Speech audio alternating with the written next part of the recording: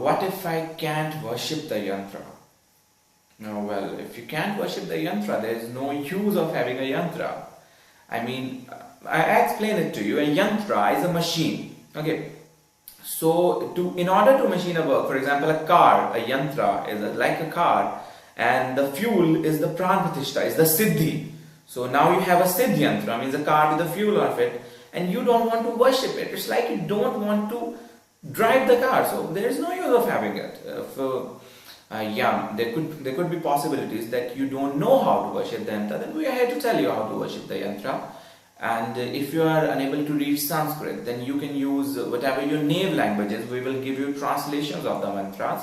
And most of the Britishers or most of the foreign country, they are not very they are not very comfortable with Sanskrit. So we'll give them their translation, and it equally works. There's nothing like the best thing about the mantras are they're short.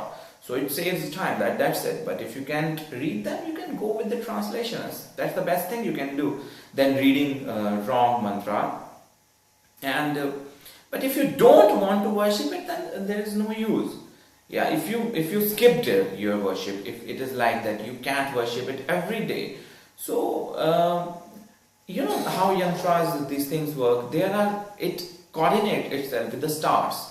So we give a 40 days period, and in the 40 days period we assume that all the stars has one rotation. So if you constantly worshipped it for 40 days, it means you have constantly worshipped it in the shadow of at least one or more star.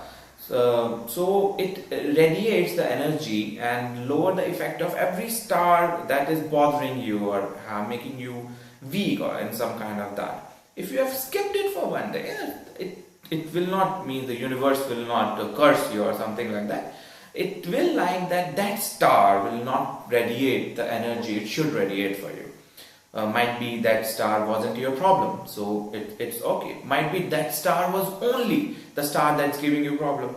So it's like that, means it's not a hard and fast rule, or I have some formula for it to explain it to you. But if you have a yantra, you have to worship it. Otherwise, I used to say this to my jeweler friends of mine, that this is not to advertise your religious belief. This is not to be hanged into an office wall and feel that you will have success in your life. These are the actual piece of work of law of attraction and the Almighty Himself, and you have to work.